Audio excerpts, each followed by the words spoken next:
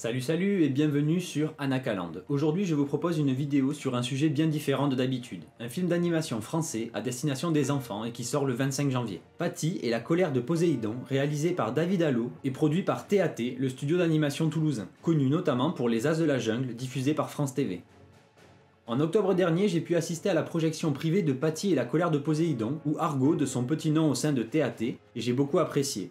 Malgré mon grand âge, je ne suis certes pas la cible d'un tel film, j'ai toutefois trouvé que c'était un très bon divertissement. L'occasion d'une sortie cinéma en famille pour les vacances. En effet, un film qui, bien qu'il soit destiné à un public très jeune, régale tout de même les parents avec moult références à la pop culture des années 80 et plus. Les musiques par exemple sont très souvent empruntées aux classiques de cette décennie.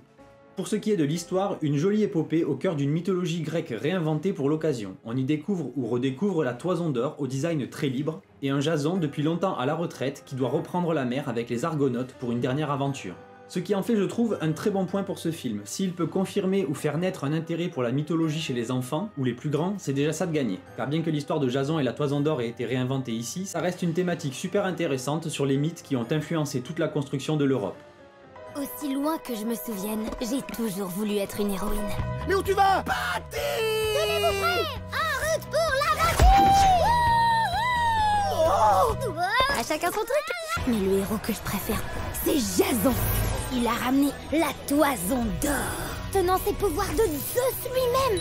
Nous notre gratitude à Zeus. Trop stylé! La ramène pas trop quand même, tu connais tes frères. Il y en a un qui va finir par mal le prendre. Ici, dans le film, la cité de Iolkos, jusque-là protégée par la Toison d'Or, vient d'inaugurer sa toute nouvelle statue en hommage à Zeus, le roi des dieux. Mais son frère, Poséidon, seigneur des mers, ne l'entend pas de cette oreille, et jaloux de l'honneur fait à son frère, il leur retire cette protection et pose un ultimatum aux citoyens de la ville qui doivent lui ériger une statue à lui aussi. Vous avez quand même fait une grosse boulette. Vous êtes en train de vous dire, elle est où la boulette? Eh ben elle est là la boulette! Mais les matériaux venant à manquer, Jason, secrètement accompagné de Patty et sa bande, s'embarque dans une grande aventure pour trouver un trident à la hauteur d'une telle statue.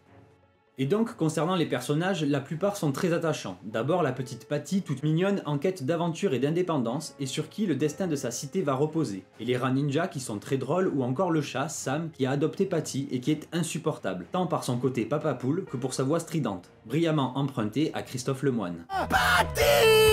Ça va, Sam? Pas vraiment, on n'a aucune idée des dangers qu'on va rencontrer. C'est pour Patty, c'est ma seule famille. Il y a peut-être moyen de t'aider. Et concernant les acteurs de doublage, on retrouve comme à presque chacune des productions du studio TAT, le génial Emmanuel Curtil, qui m'avait déjà plié de rire dans Pile et qui revient sous les traits de Chicos, la vieille mouette pirate. Je me demande ce que ça fait de traverser ce genre de gros temps sur un bateau. Chicos qui d'ailleurs pousse la chansonnette dans le film, et clairement ça vaut le détour. Une belle prouesse d'Emmanuel. Du côté de l'animation, honnêtement le film est vraiment sympa. Ici on est sur un film original créé par une équipe motivée qui a travaillé dur pour nous livrer un excellent produit made in sud de la France. Comme je l'ai dit plus tôt, la petite Patty est vraiment mignonne. Ses grands yeux et sa fourrure donnent envie d'avoir une petite peluche de l'héroïne à offrir aux enfants ou à se garder pour soi. Je ne sais pas si le studio prévoit du merchandising sur ses films, mais je pose ça là. Idée. Des petites peluches à la sortie de la salle, mais pas de peluche parlante pour Sam s'il vous plaît. Quand est-ce qu'on arrive? Plus sérieusement, les personnages sont très vivants et certains brillent vraiment par leur animation et leur doublage. Toutefois, si je devais trouver des défauts à ce film, je parlerais de certains fluides qui piquent un peu. Sachant que c'est probablement ce qu'il y a de plus difficile à animer de manière naturelle, en vrai on pardonne, c'est un détail. Mais là où certains sont plutôt pas mal, comme le rideau qui tombe sur la statue de Zeus, par contre pour les autres c'est plus compliqué. Entre la scène de la morve un peu bizarre et bien dégueu, donc au final mission accomplie, si on trouve ça dégueu c'est que c'est réussi, mais surtout gros bémol sur l'eau par moment. On a notamment quelques plans du bateau de Jason, l'Argo, perdu au milieu de l'océan dans lequel le rendu de la mer c'est pas trop ça. Et c'est ballot pour une aventure qui se passe en partie sur la mer. Dernier petit détail que je n'ai pas trop aimé mais c'est personnel, ce sont les genres de trolls, les cyclopes, que l'on rencontre dans la deuxième partie du film. Mais je n'ai pas vraiment de raison valide, c'est un feeling. Et à l'inverse, j'ai adoré le Kara et le sound design de l'hydre qui est vraiment une pépite. Le dauphin aussi qui porte très bien son nom, très drôle vous verrez. Ou encore les dieux de l'Olympe qui sont ridiculement drôles. Rajoute des éclairs!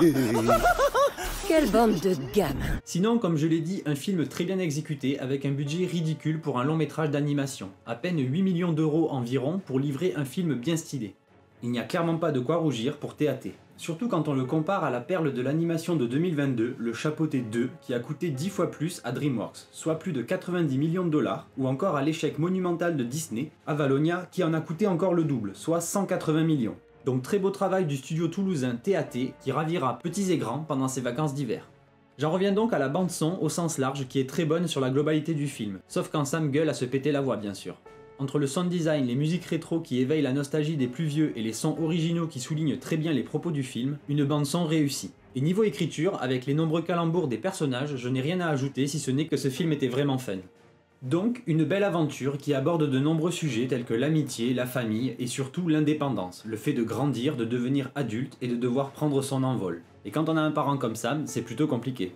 Voilà, j'en ai fini pour cette petite vidéo sur Patty et la colère de Poséidon qui sort le 25 janvier 2023 dans toutes les salles françaises, ou en tout cas la plupart, et qui va également s'exporter à l'étranger dans les mois à venir, donc on lui souhaite bon vent et bonne chance au box-office. Accrochez-vous les enfants! Le 25 janvier au cinéma. Sur ce, je vous laisse pour la prochaine vidéo qui correspondra un peu plus à l'univers de la chaîne, donc à très vite sur Anakaland. Bye!